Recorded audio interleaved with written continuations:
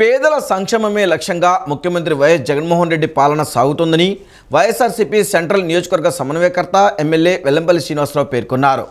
62వ డివిజన్లో పేదలకు నిషేధిత జాబితా నుంచి మినహాయించిన ఫ్రీ హోల్డ్ సర్టిఫికెట్లు, న్యూ రిజిస్ట్రేషన్ పట్టాలను స్థానిక ఎమ్మెల్యే మల్లాది విష్ణుతో కలిసి పంపిణీ చేశారు. మంచి చేస్తున్న వైఎస్ఆర్సీపీని ఆదరించాలని అభ్యర్థించారు. పేదల సంక్షేమమే లక్ష్యంగా ముఖ్యమంత్రి వైఎస్ జగన్మోహన్ రెడ్డి పాలన సాగుతోందని వైఎస్ఆర్సీపీ సెంట్రల్ నియోజకవర్గ సమన్వయకర్త ఎమ్మెల్యే వెల్లంపల్లి శ్రీనివాసరావు అన్నారు.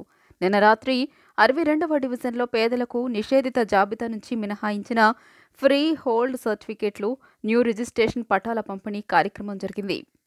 ఈ సందర్భంగా వెల్లంపల్లి మాట్లాడుతూ పేదలకు మంచి చేసేదే వైఎస్ఆర్సీపీ ప్రభుత్వం అన్నారు. చంద్రబాబు, లోకేష్, బోండా ఉమా ఏనాడైనా పేదల కష్టాలను చూశారా అని ప్రశ్నించారు. మంచి చేస్తున్న వైఎస్ఆర్సీపీని ఆదరించాలని విజ్ఞప్తి చేశారు. ఈరోజు వైఎస్ జగన్మోహన్ రెడ్డి గారు ఒక పక్క సంక్షేమాన్ని, ఒక పక్క అభివృద్ధిని, ఒక పక్క పట్టాలు రిజిస్ట్రేషన్ కానివ్వండి, పట్టాలు ఇవ్వడం కానీ ఇవన్నీ కూడా చేసిన ఘనత జగన్మోహన్ రెడ్డి గారిది. ఎందుకంటే గతంలో 2014 నుంచి 2019 వరకు ఈ యొక్క విభజించబడిన ఆంధ్రప్రదేశ్కి ముఖ్యమంత్రిగా ఉంటూ ఇక్కడ బోండోమా అనే వ్యక్తి ఎమ్మెల్యేగా ఉండి కనీసం వాంబే కాలనీని కానీ ఆర్ఆర్పేటను కానీ ఎందుకు రిజిస్ట్రేషన్ సౌకర్యం కల్పించలేదు? ఈరోజు తంగులమ్మ అంటూ ఓట్లు అడుగుతారా? మీకు ఓట్లు అడిగే నైతిక హక్కు ఉందా? కనీసం నియోజకవర్గాన్ని అభివృద్ధి చేశారా? పట్టాలు ఇచ్చారా? పట్టాలు రిజిస్ట్రేషన్ చేశారా? ఈరోజు ఇవన్నీ చేసిన ఘనత మాది, మా ముఖ్యమంత్రి గారు జగన్మోహన్ రెడ్డి గారిది.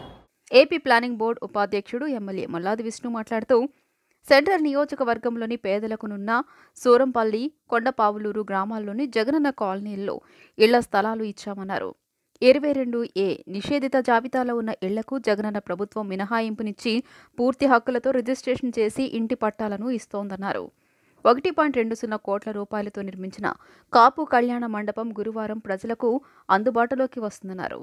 తెలుగుదేశం ఏనాడు ప్రజలకు ఉపయోగపడే పనులు చేయలేదని విమర్శించారు. అనంతరం 63, 64వ డివిజన్లో లబ్ధిదారులకు ఇళ్ల పట్టాలను పంపిణీ చేశారు.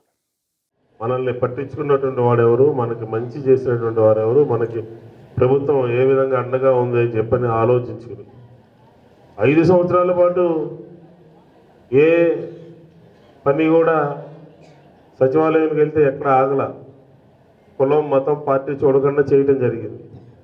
పేదవాడి గురించి పనిచేసింది ఈ ప్రభుత్వం నిరంతరం కూడా.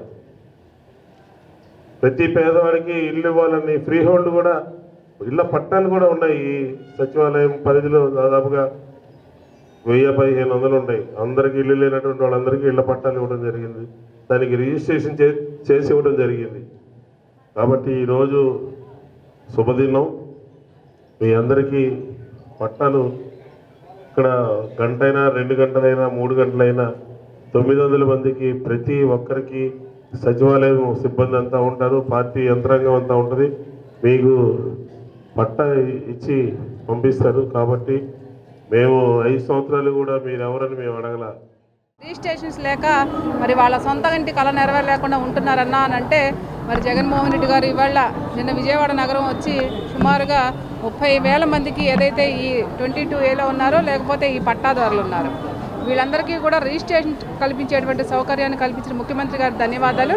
అదేవిధంగా సెంట్రల్ నియోజకవర్గంలో 57, 60వ డివిజన్లో ఉన్నటువంటి ప్రతి ఒక్కరికి కూడా, ఎందుకంటే సుమారుగా ఇక్కడ 12 నుంచి 1300 మంది ఈ పట్టాదారులు ఉన్నారు. వాళ్ళందరికీ కూడా సొంత ఇంటి కళ నెరవేరింది. ఎందుకంటే గౌరవ ముఖ్యమంత్రి గారి ఆదేశాల మేరకు ఏదైతే పేద ప్రజల కళ నెరవేర్చే విధంగా ముందుకెళ్తా ఉన్నాం, దానిలో భాగంగా ఇవాళ స్థానిక ఎమ్మెల్యే గారు విష్ణు గారు, అలాగే మన అభ్యర్థిగా ఉన్నటువంటి వెల్లంపల్లి శ్రీనివాసరావు గారు పాల్గొనడం జరిగింది.